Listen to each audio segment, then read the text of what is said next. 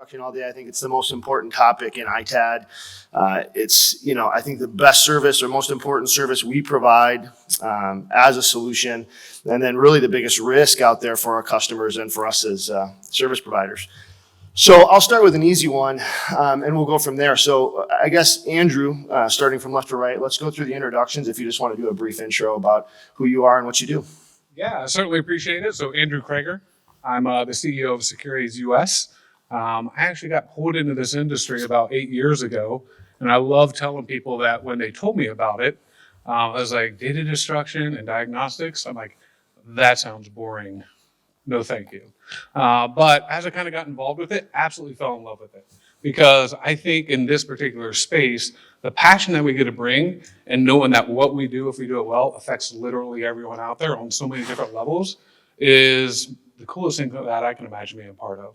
So ultimately, we are a new player in the space. I had the opportunity to partner with a couple of different engineers from HP, Dell, EMC, Siemens, and large telecom to look at kind of complementing the existing solutions that are out there and also trying to take advantage of some niches that weren't being filled today.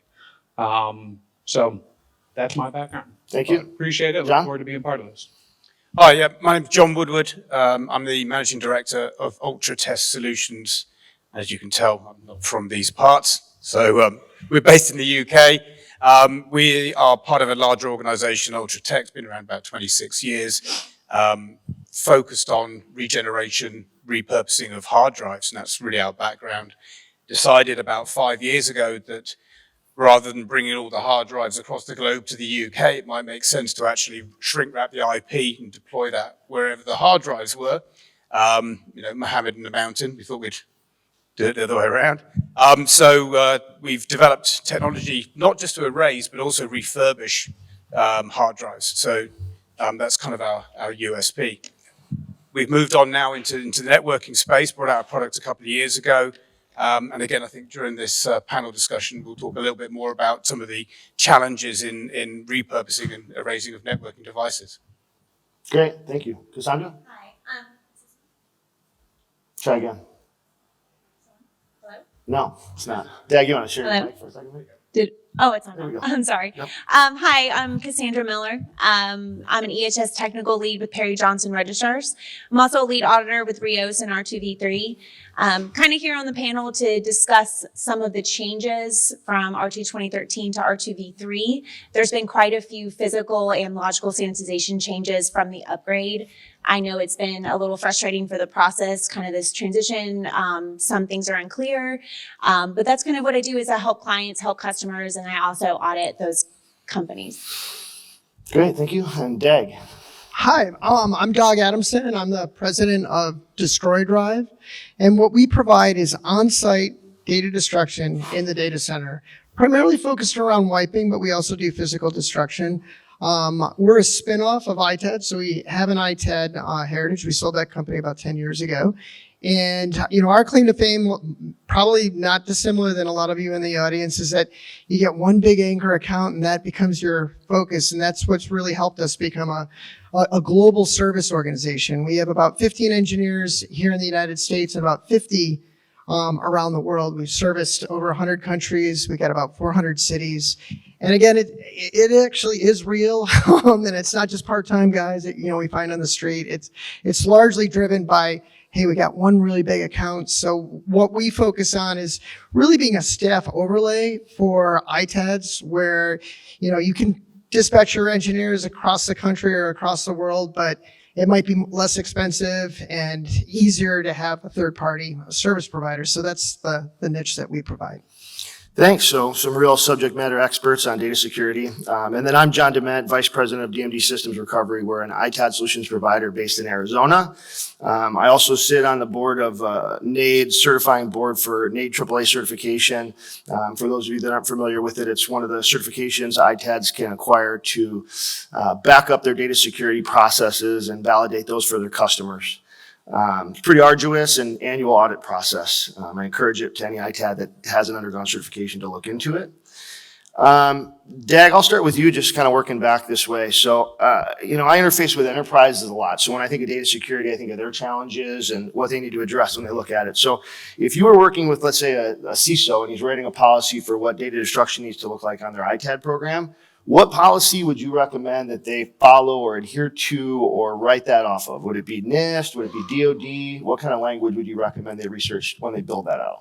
Yeah, I think, well, there's obviously the government standards, and it really depends on what your geographic focus is. It's interesting, while in the United States, we focus on NIST or, AAA NAID. If you're familiar with National Association of Information Destruction, that's the trade organization. Its parent is iSigma, but basically that's the Data Destruction Industries Trade Association, and they audit both with surprise audits annually. And it is a global organization. They've got about 2,000 members. So I generally talk to them about that. And also the NIST standard itself, it's written in English, likewise with NAID.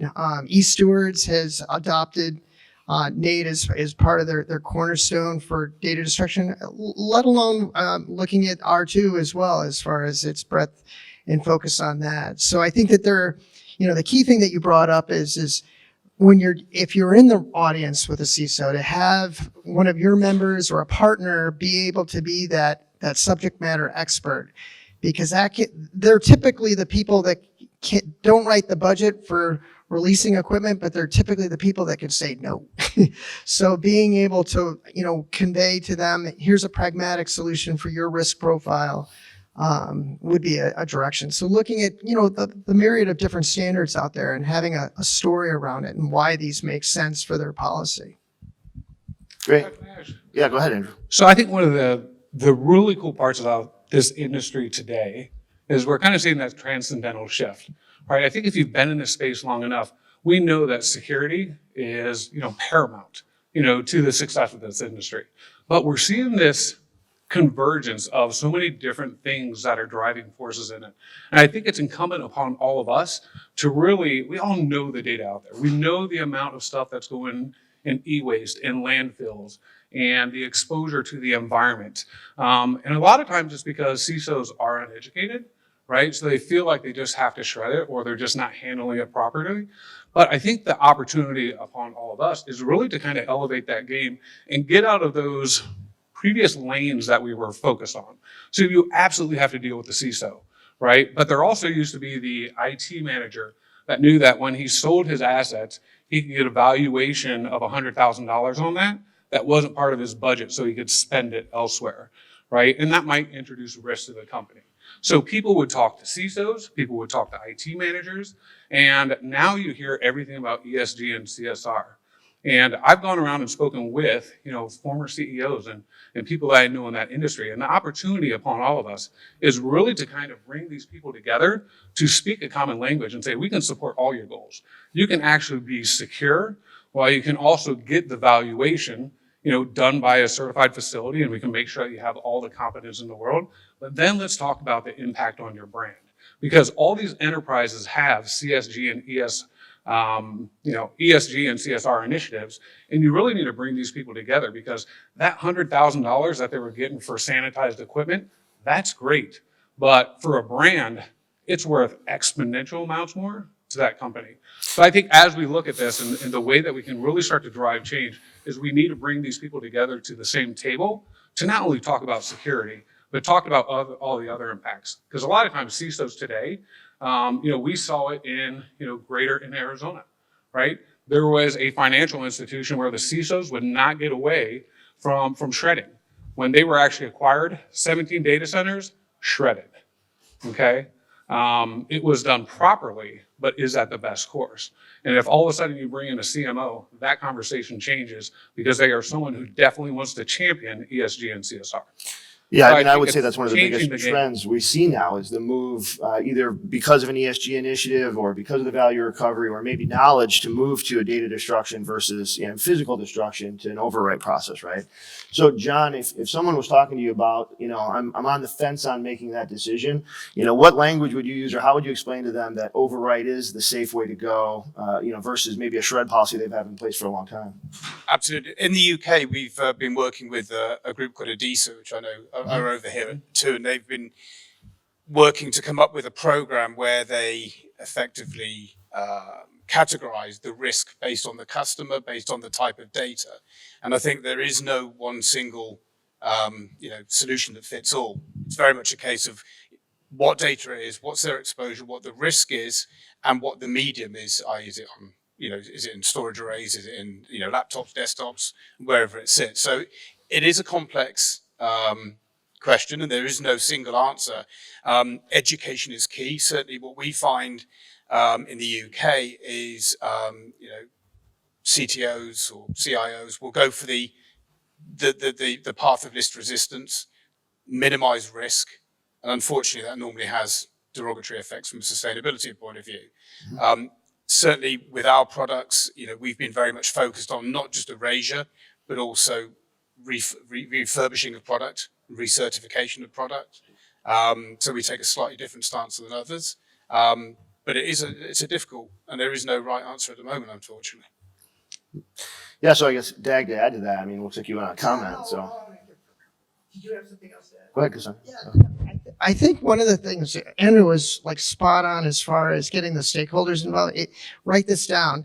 If you haven't read the book, Challenger Sales, for you folks that have sales organizations, they debunk the idea of it's like, oh, you got to find just the stakeholder, the decision maker, and you've got all these influencers. The more we are in a complex sale, having multiple stakeholders involved is a necessity to you to differentiate.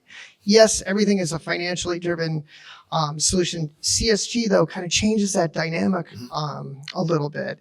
And I have met with CISOs that have actually, it's like, oh, okay, you mean by wiping, I can actually more accurately get the data rather than scanning one of 5 serial numbers or barcodes on a hard drive. There's ways to sell around that. So I think that there's a fantastic opportunity. I think the other thing too is that what we're seeing, and frankly, the reason why we got started in the business, having 14 years experience in ITAD, is that if you looked at how we started in the industry, if you thought of it as a triangle, and the different aspects to it is it started out as recycling, and then there was recovery, and then there was data destruction surrounded by a bunch of services.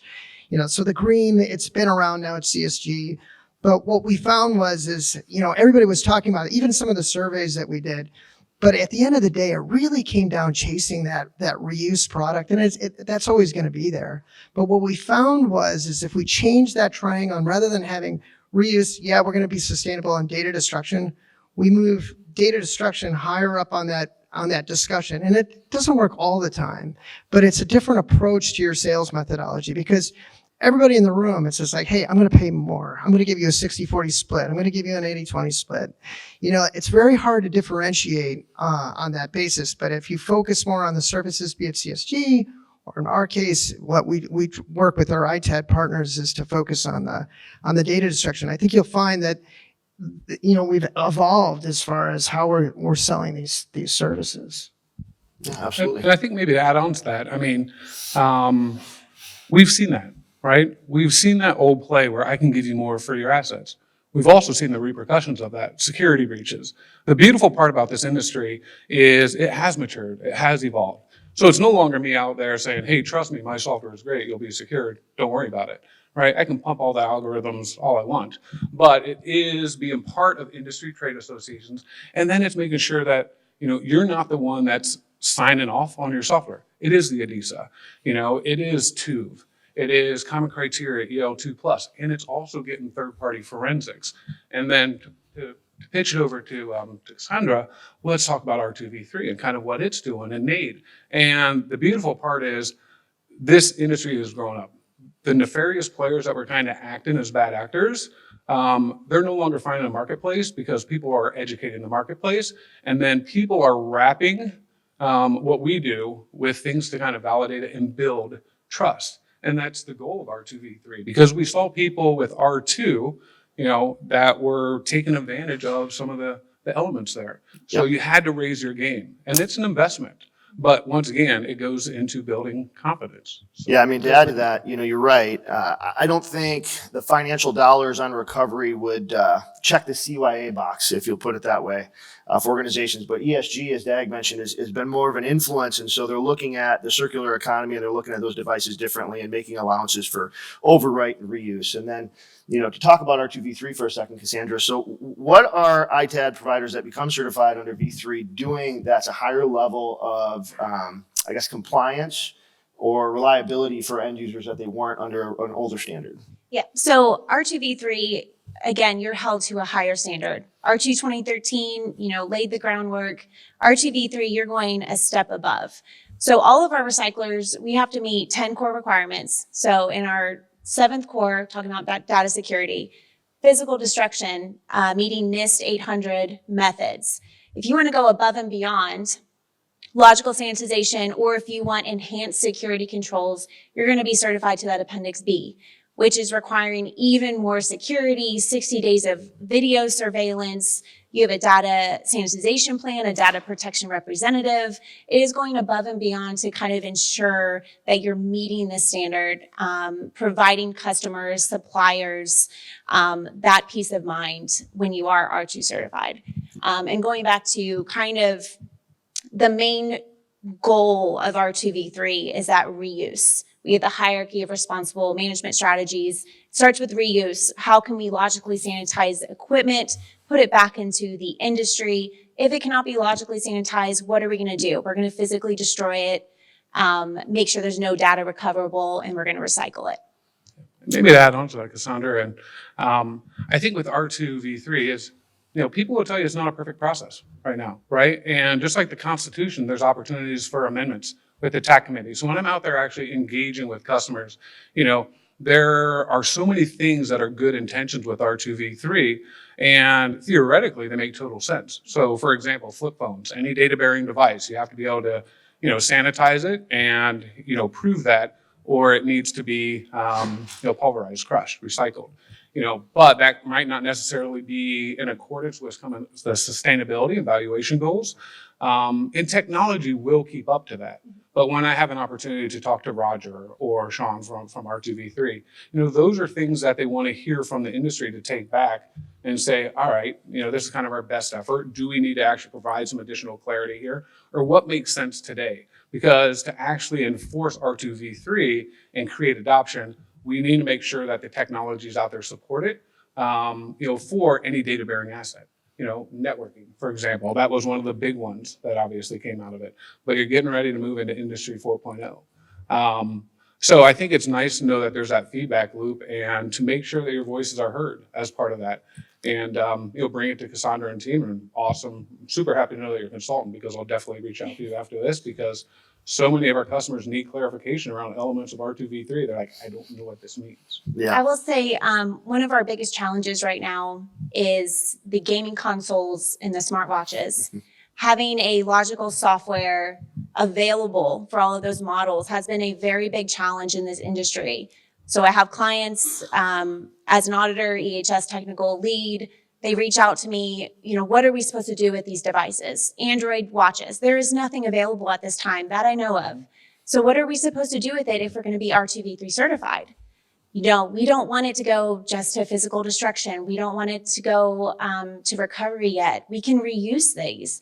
So it's trying to give that clarification, get that from Siri, get that so we can pass that on. At this time, we're just trying to tell people, hold on to it. And it's not the best advice. No one wants to hold on to millions of dollars of really great equipment that can go back. So it's trying to adapt to this industry and the new technologies that are put out. A lot of people have asked me, smartwatches, they don't have data on them. You look it up, there's 8 gigabytes, there's 32 gigabytes. It's crazy how much this new technology coming out is actually storing data. And getting that clarification, having those resources, the education, those are very important in this industry. Yeah, I mean, you mentioned flip phones, you mentioned some newer technology. So, with the Internet of Things and the change in devices we're seeing as ITAD providers, I mean, to add to that list, I mean, John, for instance, what devices are you seeing as a real challenge for us in terms of data destruction as they come to the market or exit, customer systems? Is it point of sale hardware? I mean, what is it specifically? Well, for us, I mean, the area that we've been focusing on has been networking equipment. Traditionally, we've all looked at data-bearing devices, a device that the data sits on, be it from a watch or a phone or a laptop or certainly a hard drive. Networking equipment gets a little bit more complex because, okay, the data isn't sat on there, but you've got passwords, domain names, IP addresses. I remember chatting to a customer just a few weeks ago, and they were doing a refresh with a customer, putting in new equipment, putting in new firewalls. And he said, I know full well that customer, first thing he's going to do, that IT manager is going to pull out the old firewall, he's going to put a brand new Cisco firewall in there, and copy the config across with the same password, same everything. So that firewall now, the old firewall now goes to be recycled and reused, but it's got his current password on there. And he's not thought to take that off. So we've now given somebody the keys effectively to his network. So when you talk about malware and hacking, it's another big step forward. A hard drive, you could luck out and find some really interesting data on a hard drive, but if it's in a storage array and it's already it's a parity drive and it's across a RAID set, the chance of you getting something useful out of it is somewhat limited. But now you've got someone's credentials to get onto their network. That gets kind of scary. The problem with networking equipment is there is no standardization across the products. And that's not even from vendor to vendor, that's within vendors.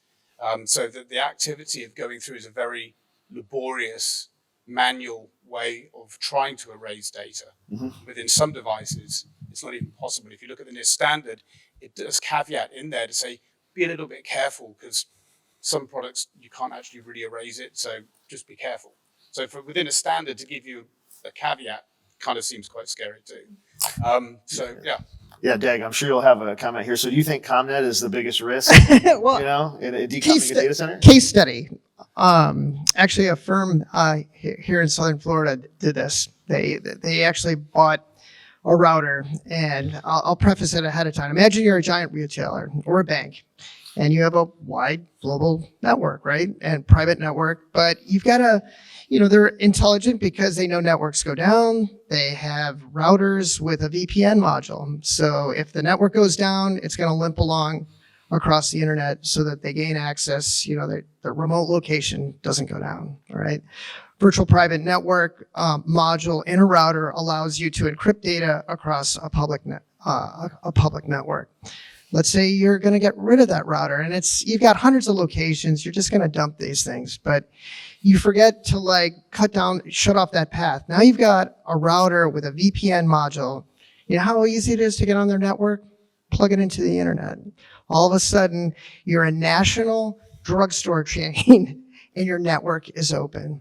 So, and word is getting out. This is a new threat vector. This is something that we all can take advantage of, either from a service perspective or from a recovery perspective, bringing value to your customer to educate them. So there's software companies and tool companies that can help you automate that wiping process. There's some vendors here out on the floor, or you can either have your own engineers do it on site. We do it on site. We have a number of global companies that we go on site and we wipe, we eliminate, we hack the password so that we can get in the system. We eliminate the configuration file and the backup file without deleting, if it's Juniper or Cisco or whatever. But this is a real opportunity. I'm seeing RFPs now where they're asking us to wipe on site. So if you don't have those capabilities, you can, I'm sure you've got engineers in-house that are already wiping data networking equipment, but we're starting to even see, just as we're seeing on-site data destruction for hard drives, wiping or physical destruction, it's happening with the routers as well and the other types of data networking equipment. So when you say wipe and with routers, I think this is interesting, and John and I talked about it briefly before. So if you look at NIST, it'll allow for a purge or a clear, and some educated enterprises will mandate one or the other. Some don't think about it.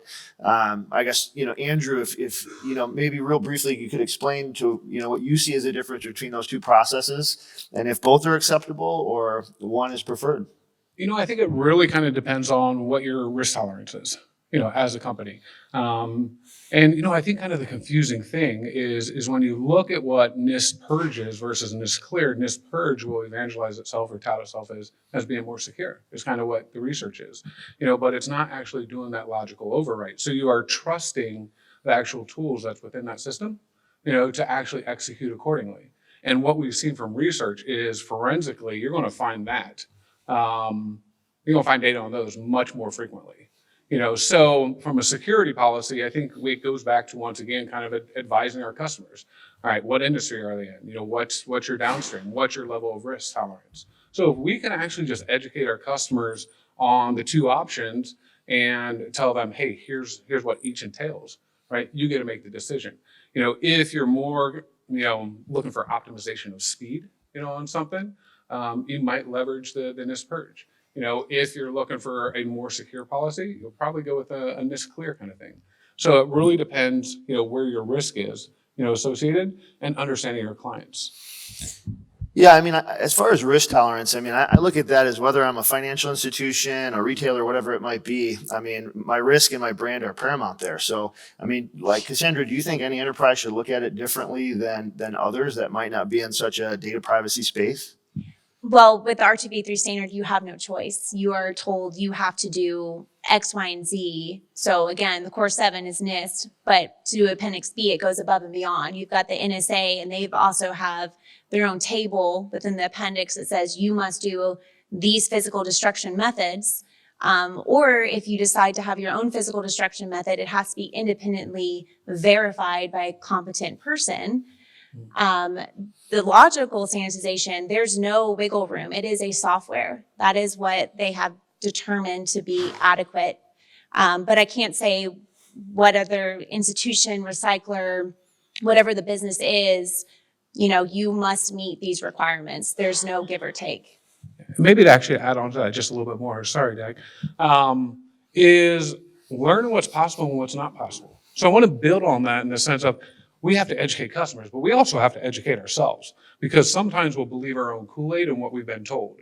And, I loved meeting John at RLA to kind of learn about networking, right? And after understanding and having a deep conversation with him, I said, give me a demo, on your software. Because what I quickly learned, or your solution, what I quickly learned is I'm not going to solve that problem with software sanitization. All right, so I'm not going to go out there and try to get a sale by pushing that, because it's not going to take care of my customers' needs. So consequently, I've started to send customers over to John because I've seen what they do and how well they do it. And I've received that feedback from customers. And for me, I want to be a trusted advisor. And I want to be a trusted advisor of the brand I represent, which is Securities. I want to know everything out there and act in the best interest of my customers. And if I'm not doing it well, I want to say, but this person can.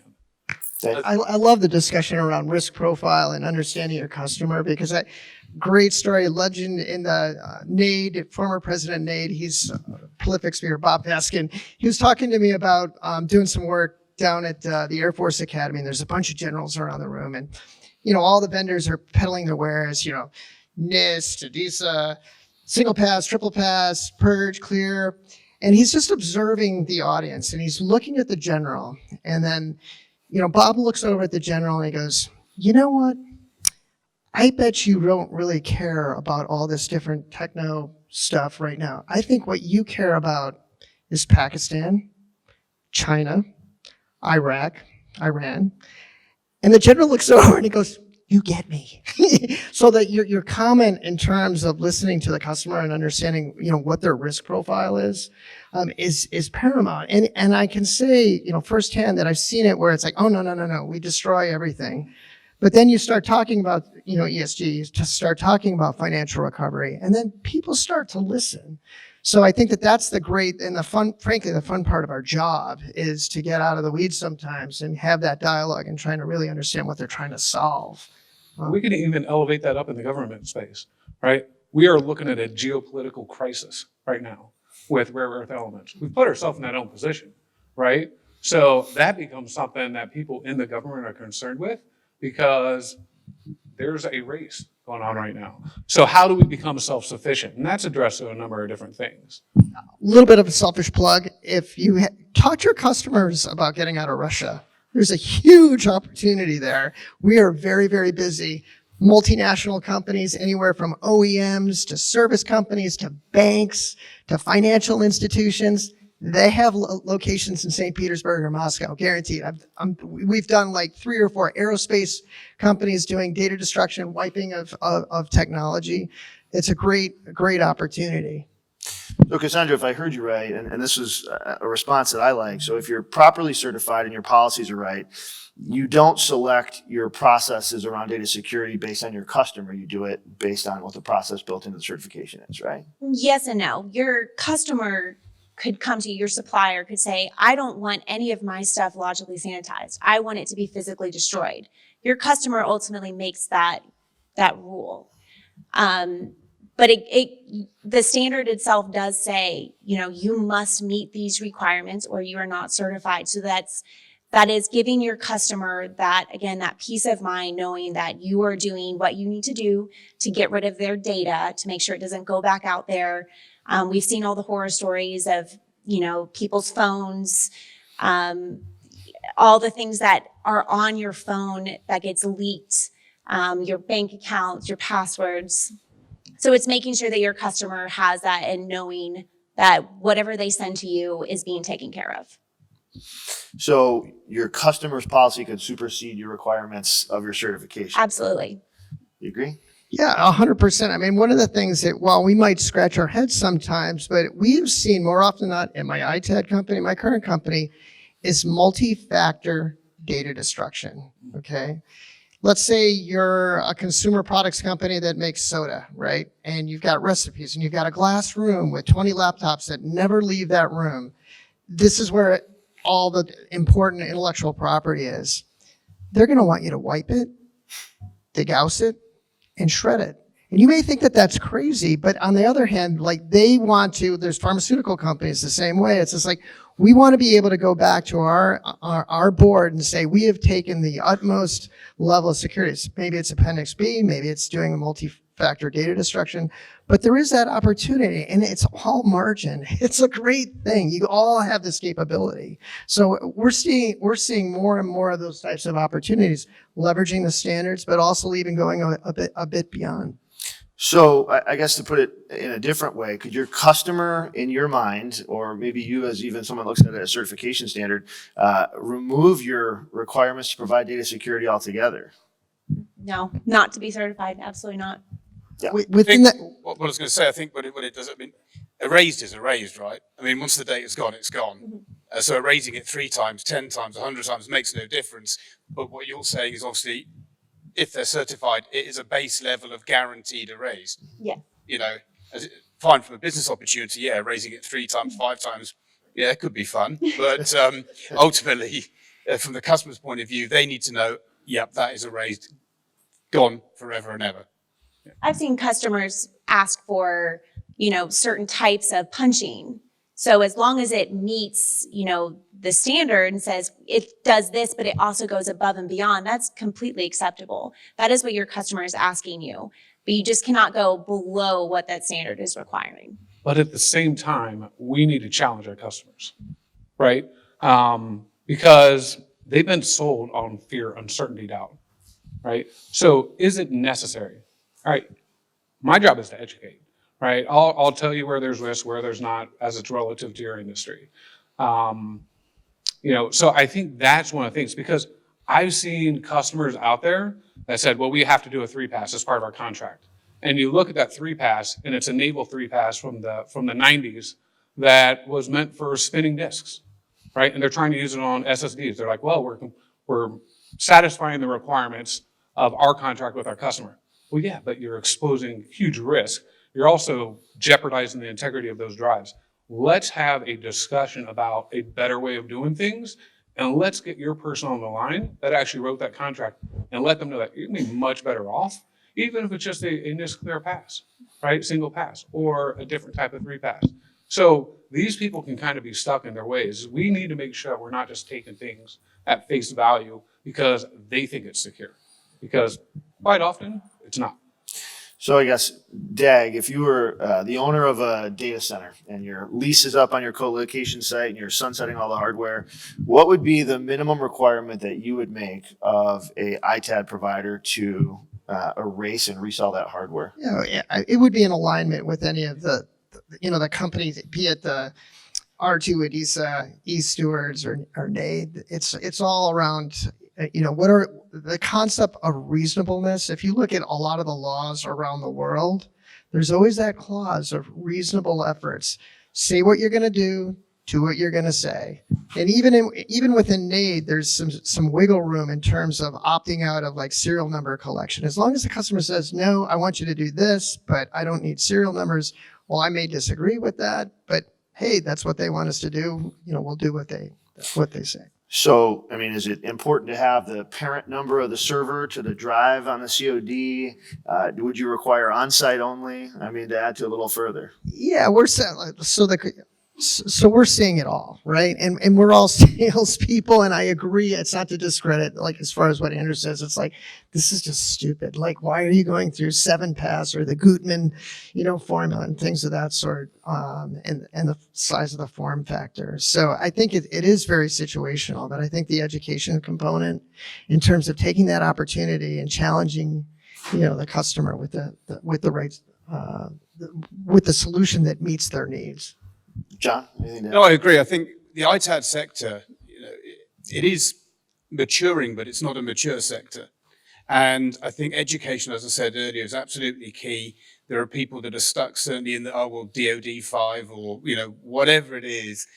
That was not based on current products. We know that. It's our job as an industry to educate and make sure that people are using the right method that's appropriate for the right technology.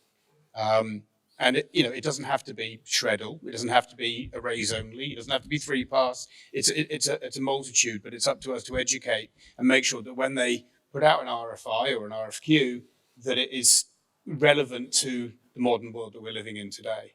And certainly that's what we're trying to do is when we speak to our ITAD customers is to make sure, certainly around some of the newer developments, networking that I've already mentioned, is to actually build that into their offering. But it's a service we should be charging customers for. The day of it, we'll rock up in a van and just fill it full of hard drives and trust us, we'll erase it. Those days hopefully are gone. It should be a service that we say, no, this is a professional service. There is a cost for doing that. But we're here to minimize your risk and then we'll try and recover some value in the asset and we can work out something to try and mitigate those costs. Well said. Yeah. To borrow from the topic of the discussion, data destruction, I think most people that aren't in the space wouldn't use the word exciting for anything. And, data destruction, I know at the, events I go to, if I start talking about it, the eyes go glossy pretty quickly. But, if I will say exciting, so what's the most exciting trend, Andrew, that you're seeing in data destruction and the ITAD space? Gosh, I think there's really two, I would say. So you kind of brought it up earlier when you talk about chain of custody. Right? So how can you do it in a very efficient manner without introducing risk? Right? So whether that's actually going on site to actually do it in an air gap environment, have all the necessary audit controls and do it in an efficient manner. If you're able to use a partner network of third-party software solutions to elevate access permissions that are going to allow you to actually deliver that erasure remotely, there is an amazing partner network that's out there. One of the things that I look at is, I can't be all things to all people. I'm not going to be so egotistical to say I'm going to solve all these problems because there's amazing companies in technology that are outside of our industry that are enablement platforms, right? So whether it's Nextthink, whether it's ServiceNow, whether it's Workspace ONE that have access all to these remote employees and how you can actually deploy it. Conversely, I think one of the things that, you still hear a lot of are people being like, oh, I just won this data erasure project, down in South California, but you live in Northeast New Hampshire, right? And you're over here talking about sustainability and you have to ship all these drives to Northeast New Hampshire. So let's create some alignment, in that. And not only can it be ways that you actually deliver that data erasure and you can get creative with it, right? But it can also be leveraging the networks like Terra or ASCDI, and their partner network. So kind of progressing that forward on so many different levels. You're seeing this transcendental shift where it's not coming into your facilities. You have to figure out how to get out to the egress points, and the remote worker has only served as a greater catalyst to that. It's one thing when you go in a data center and have to do that erasure, easy to airdrop people in, justifiable. But when you have remote employees all over the country now working from home, how do you handle those situations without sending out secure trucks? So I think that's one of the most exciting things, and it's a much longer topic because we talk Industry 3.0. Industry 4.0 is upon us, right? So right now we're talking about traditional IT, desktops, notebooks, servers, networking equipment. What we're losing sight of is what's ahead of us. The metaverse, crypto, AI, machine learning, robots, cobots. And that's going to quadruple the amount of data as historically has been produced in the next 3 years, right? And that data's got to sit somewhere. And it's the people in this room that are going to have to solve that. Look at the waste that happens today. So we have to be proactive on that. There's not many solutions existing today. But we have to get in front of that as an industry, because if we think the numbers that are going in landfills today are pathetic, wait till that starts happening. So I think to sum it up, the capability to do remote services on non-data center projects is one of the things you're most excited about. John, same or? No, I agree. I think the challenge is going to be, and I think we're starting to see it when we've discussed it today. We keep talking, or have been talking, that the old narrative was data-bearing products. That isn't the issue going forward. If you look at, as I said, networking products, but IoT, a smartwatch. A smartwatch has got my login to my personal details, GDPR details. It's very easy to jump from one thing to another thing to another thing. So suddenly it's more about data and then the management of data or the security risk of data rather than the asset itself. And that's why I think there's going to be this movement and trend is away from just the asset or itself, is to actually what information in terms of logins, in terms of personal data, rather than just the old traditional that's got my my home photos on, or this or that, or any sensitive data, or any IP. It's now going to be much wider and bigger than that. Okay. I think I'm very curious and excited to see the development for recycling solar panels and soon to be electric vehicles. How are we going to handle EV batteries, those types of things? How are they going to be handled in our industry, and what types of developments are we going to make? Yeah, I think that looking closest in terms of what's the most exciting thing right now, it's about on-site. It's about the amount of data that's out there. Just a quick thing, if you haven't done it before, Google, just as an example, the amount of data that's out there. You go to google.com/takeout, okay? You can go and find out what Google tracks you on. Every time you open up a browser, no matter if you clear it, it's in the gigabytes. Okay, and that's just one vendor that's out there. I heard another interesting anecdote, if you took all the grains of sand on the planet Earth, multiply it times 4, that's how much data and bytes is out there. I mean, it's quite amazing. And what we're seeing is that the old way of, hey, don't worry, I can put it in a secure truck, it's GPS tracked, or I'll give you an access to portal. We're finding more and more people saying, nah, you need to take care of this here. So it's either the physical destruction, which isn't really a focus of ours, but on the wiping and a more accurate way of collecting the data is where we're seeing, the greatest opportunity. We are seeing the remote worker, and there's great technology that's emerging right now where we just did a project for an Australian company for an employee that had one laptop in Karachi. Okay, so what do you do? And we have an engineering in Karachi, but we have a poison pill that we can distribute, and they can activate. It's not our software; it's commercially available software out there that can activate with a cell phone.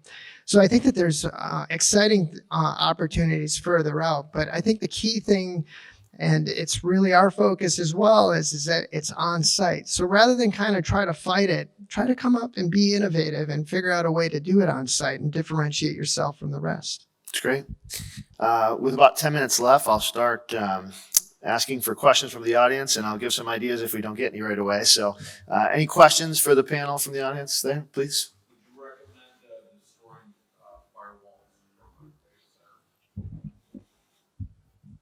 No, I think as long as you can sanitize it in an effective way and be absolutely assured, and this is the question, the big question, assured that any user data, config data has been removed, then that's fine. Now, with some of the networking products, there are commands within the command set which allow you to do just that, a secure erase command.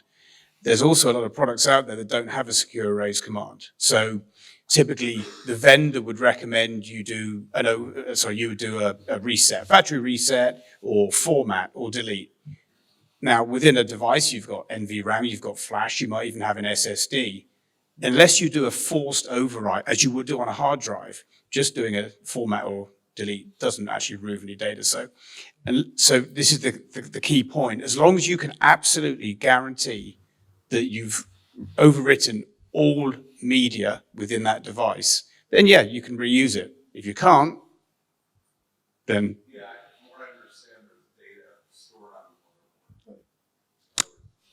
within NVRAM, absolutely, yeah. So as I said, you've normally got 3 points of data storage within a networking device. So as I mentioned, flash and NVRAM, there's 2 different types, and then you might have an SSD. So you need to overwrite all those storage, yeah. I think And it can be done. I mean, we do it. That's what our product does.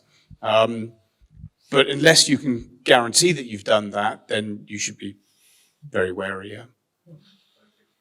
And I think that's honestly why we've seen some of the software companies back out of that space, because a lot of this has come to light, so that's why I love endorsing John, because they're very prescriptive. It's here's the ones that we have completely mapped out with 100% certainty that data will be gone, right? It's not just applying a policy or principle, across all the different devices out there and saying it's going to be gone. It's proven. So I think that's the beautiful space is people are solving problems today. We've had to take a slightly different approach, as Andrew correctly said. Software alone has challenges. We need to control the device. So the main level of control that we want to do is by power. So we're turning a device off and on, rebooting it when we want and how we want. And that gives us the ability then to go into a device and run the routines that we need to do. It could be done manually. I'm not saying it can't be, but the problem with doing it manually is, you then need a human to do that. And we're all human, we all make mistakes. By doing it in an automated fashion, you get the same result every time. So I guess to add to that, if you couldn't verify it effectively, what destruction method would you use to ensure that piece of CommNet was no longer a risk, or that firewall? Historically, the only guaranteed way is physical destruction. So dismantle, shred the board.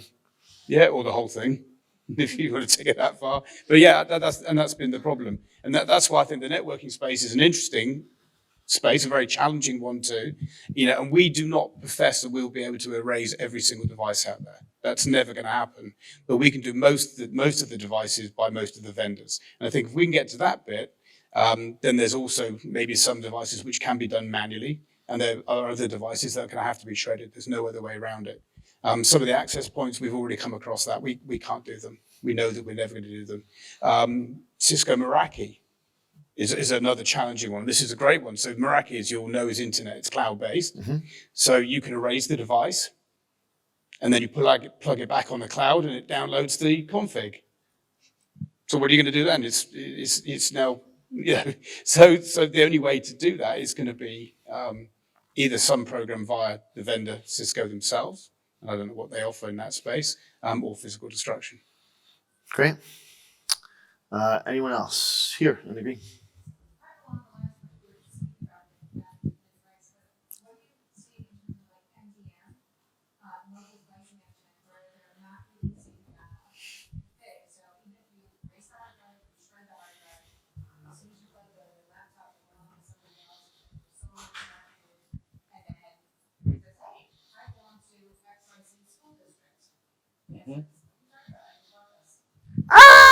So yeah, I guess, so the question is, if you get a DEP associated or MDM device and it pulls up, I mean, what's the risk there for an enterprise? Is it, private applications? Are those accessible? I mean, what are your thoughts on that? Well, the whole point of MDM is so that they can basically block the machine, right? So, or find my iPhone, whatever.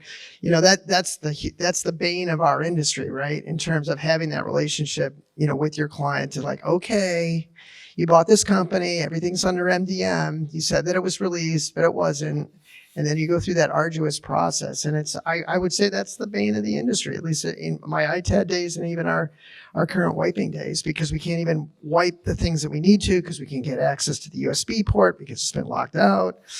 There's, those challenges. So what we've had to do is contractually, put that in and even verbally bring it up. So we have a pretty exhaustive list of assumptions that is constantly growing in all our proposals. And I would encourage you to do that because we all have war stories, right? So, making sure that you put those in every proposal, but you also explain it's like, hey, look, this is how we can get around some of these obstacles later on. At least that's how we've been handling But it. again, when talking to the customer and make sure they understand that there's a charge for the erasure, there's a charge for any destruction, but there is also potentially some recovery in terms of the asset value.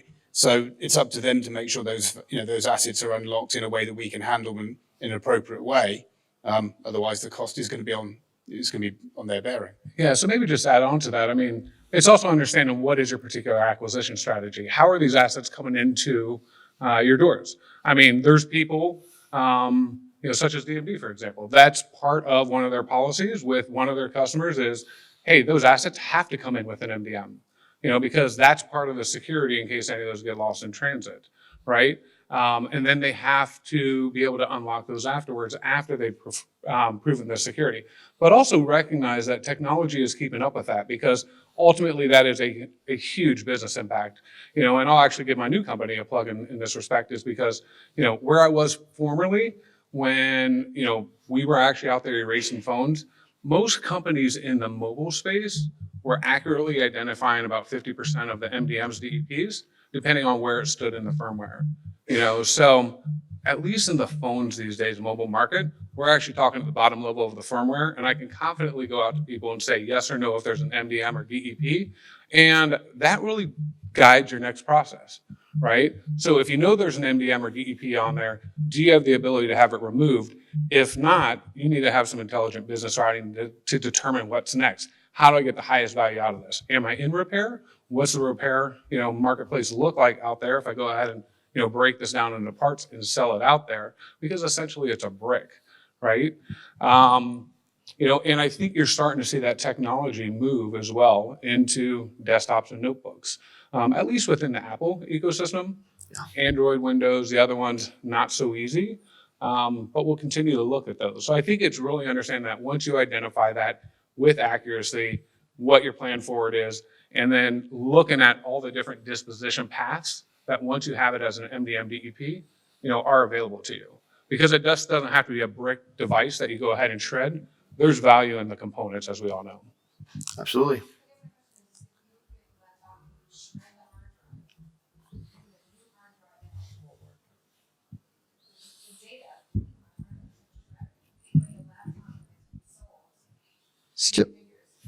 It's still not now where CompuTrace was, around before MDM. It's the same BIOS lock, and IBM, and there's ways to, there are some ways to get around it, but it's a problem. So like having that in your, I think in your T's and C's in your proposal, and then having a game plan, it's like, okay, these are quarantined or it's on the line and you got to stop the line, or if you're doing it on site, it's a challenge. So it's one of those exploratory questions that you have to do at the outset of a project. Otherwise, you're going to be in a lot of world of heartache, hence my scream. Well, and truth be told, you don't want to get around it. It's there for a reason, right? Yeah. We've seen people on phones that will try to swap, boards on phones to try and get around MDMs, DEPs, or FMIPs, chips on it. But then you have to say, all right, what is my stance from an integrity, point of view? It's not whether or not I can get around it, because I can introduce you to a ton of hackers that will solve your problem. Does it mean you should do it? Probably not. Well, now with onboard drives and the newer technology, I mean, it's not even an option, right? To swap that out. So we have time for one more if there is one. I'll hold for a second. Anyone else have a question around data security? Okay, so that's time. Thank you everyone for taking time to be involved today. I hope it was informational. And if you have any questions, please find John and Andrew and Cassandra and Dag in the exhibit hall and ask them there. And have a good day. Thank you.